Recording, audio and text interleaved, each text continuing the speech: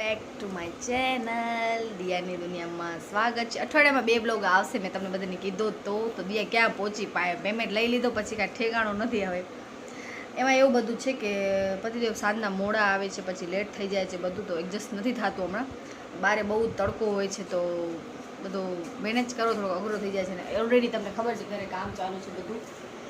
આજે દેખાય તમને એ લડ્ડુ તો ચડે પન્ની પહેર્યા વગર વખરે.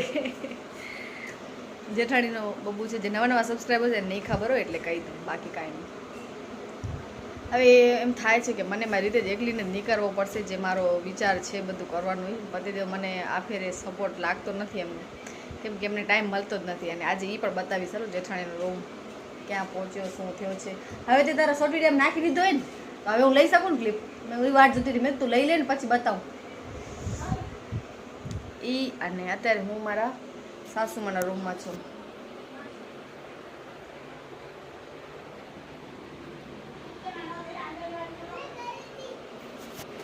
આ ફોટોસ બધા બધાને જોતા ને મારા બીજા નંબરના જેઠાણી તો આ છે. હવે તો બહુ પતલા થઈ ગયા, બટ આમાં જાડા લાગે જરાક. હવે જે કાંઈ નવું નવું આવતું આવે તમને આજે શેર કરતી આવીશ. અત્યારે મારા જેઠ અંદર કામ કરે એટલે હું નહીં બતાવી શકું, શરમ આવે મને. આમ ઘૂંઘતો તો નથી કાઢતા પણ થોડોક બોલવામાં નહીં થાય, હજી મારાથી કમ્ફર્ટેબલ નથી એમ. અને મારું ઘર હવે ક્યાં પહોંચ્યું તો મેં તમને વાત કરી કે હું પણ ઘરમાં ફ્લોરમાં ટાઇલ્સ કરવાની છું. તો થોડો ઘણો મને હેલ્પ મારા ભાઈએ ને એમને કરી છે, કેમ કે એ ઓલરેડી બધું આનું જ કામ કરે. આ બધું મકાનનું ડેવલપમેન્ટ જ્યાં થતું હોય, નવા નવા બિલ્ડર્સ ને બધું હોય ને જે એનું જ છે. તો એ લોકોને ફરક પડે તો બસ થોડીક હેલ્પ એને કરી છે. થોડોક મેં અને દર્શને ભેગા થઈને બધું કર્યું છે. થોડોક પેમેન્ટ આવ્યો છે. તમને ખબર જ હશે આજકાલ કે અત્યારે ઘરનું કામ કરાવવું બહુ એટલે બહુ જ આમ અઘરું થઈ જાય, કેમ કે ઓલરેડી એક તો ખર્ચો એટલો વધી જાય. તો મેં એ જ નક્કી કર્યું છે ને એ કરાવીશ જ. હવે તો એ ફાઇનલ જ છે. તો માલ પણ બધું આવી જ ગયું છે બારે, ટાઇલ્સ ને એવું બધું. હા આ મને નથી ખાવી, મને જ ભાવતી. કાલે મેં ખાધી હતી, પપ્પા મને દીધી હતી. હા તીખી લાગતી હતી.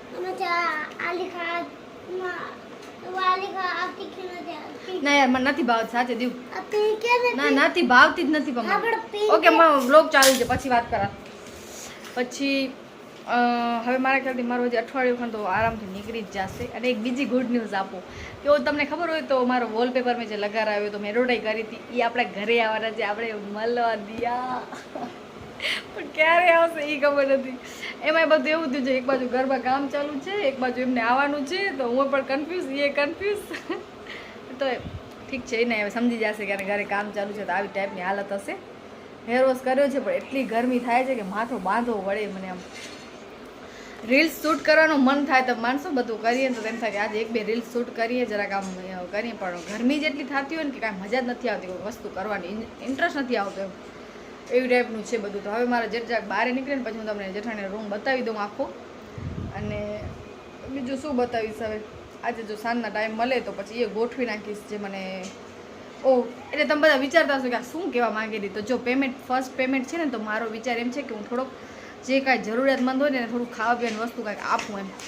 પહેલાં તો મારો વિચાર એ હતો કે કાંઈક એવી ગુલ્ફી કે એવું કાંઈક, પણ ગુલ્ફી હું લઈને જઈશ કરીશ ને ત્યાં સુધી ઓગળી જશે. એટલે હું નાનકા છોકરાઓને ખાશે ત્યાં બધો પૂરો થઈ જશે. તો પછી કાંઈક હવે બીજો વિચારું છું. બાકી તમને કાંઈ આઈડિયો આવે તો મને કહેજો. હવે બધું યુટ્યુબમાં કહેવાનું ન હોય, પણ એમ તો મારું બજેટ એ જ છે બસ 1,500 સુધી હું કરવાની છું. એ ભાગ કાઢીશ એનો દર પેમેન્ટમાં. જઈએ પેમેન્ટ આવશે ને વાત કરું ને યાર, તો આપણે એ એટલું થોડું ઘણું કરશું એમ. તમે મને સજેસ્ટ કરજો, આજે કમેન્ટ કરજો બધાય કે હું શું કરું એમ, શું લઈ જાઉં એમ કે જે વસ્તુ બગડે પણ નહીં અને ફટાફટ. હું એકલી પણ મને છે ને એક નનકો એવો વિડીયો બનાવવો છે એમ. શો ઓફ નથી કરતી પણ એમ તમને લાગે એ બધું યુટ્યુબમાં હોય ને એટલે થોડું કરવું પડે અમારે પણ. અને અમારી સોચ બારે રાખવી જ પડે કે જેનાથી કોઈ બીજાને પણ આઈડિયા મળે અને કરે. એટલે જેને એમ વિચાર આવતા હોય કે આ બહુ શો ઓફ કરે છે અને મોટ પાઈ બતાવે છે, તમને જેમ વિચારો એમ વિચારી શકો છો. પણ હું તો બસ એક મારી સોચ બારે રાખું છું. જોઈએ હવે રખડપટ્ટી થઈ પડી. હવે આ કંઈ મારું પતશે ને મને એ ટેન્શન આવે અત્યારે તો કે મારું ઘરનું કામ કંઈ પતશે છે. અમે જોઠરાણીમાંથી તો માના ઉકરે છીએ એટલે મારું કંઈ હવે પતશે મને વિચાર આવે ભલે. ચલો હવે હું પછી મળું, ડાયરેક્ટ રૂમ બતાવીશ એ તમને અત્યારે મળું ભલે. હલો, હવે હું ફાઇનલી જમવા ગયા મારે જે તમને બતાવું. આ બધી ગરમી તો મારો નામ તો આવી ગયો, કામ ચાલુ નથી થવાનું.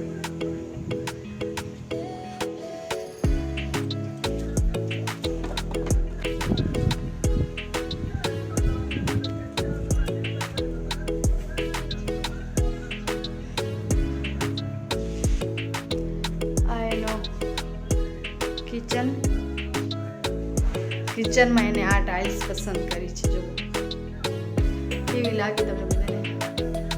હવે જેઠાણીની વિન્ડો આ ટાઈપની થઈ જશે. તમે અહીંયાથી રસોઈ બનાવશે. એને એક આ મિસ્ટેક તો કરી જ છે. આ ફોટો એને કપાવી નાખ્યો છે. અહીંયા ફ્રીજ શિફ્ટ કરવાની અહીંયા રાખતી હતી પહેલાં, પણ મને એનું આ ડિસિઝન જરાક બરાબર નથી લાગતું, કેમ કે એને આ ફોટો બહુ જ નનકો પડશે હવે. પણ ઠીક છે, હવે કાંઈ ન થાય. आगे आगे देखेंगे क्या होता है.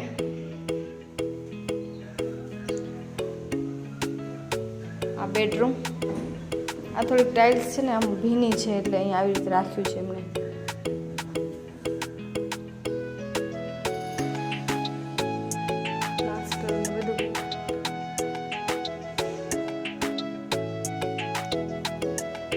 હું તમને બધાને કહી દીધી ને જાંબુનો ઝાડ ઘરકાને જ છે એ આવ્યો. જો અહીંયાથી જેઠાણી જાંબુ તોડે, હું ફોનને બહાર કાઢી દઉં. આ જો લીલો છમ દેખાતો ઠંડી ઠંડી હવા આવે બાકી. હા હા હા, આ મારો બાથરૂમ અહીંયાથી દેખાય બારીમાંથી.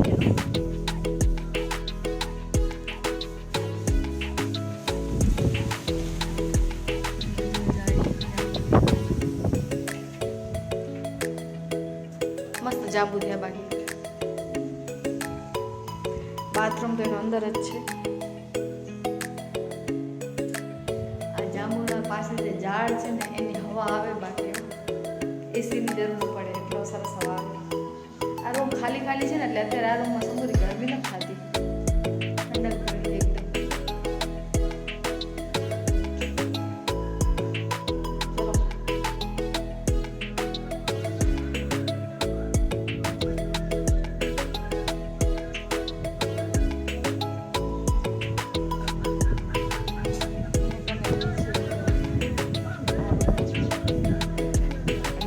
બધું આવી ગયું, બટ કામ ક્યારે ચાલુ થશે એ મને નથી ખબર.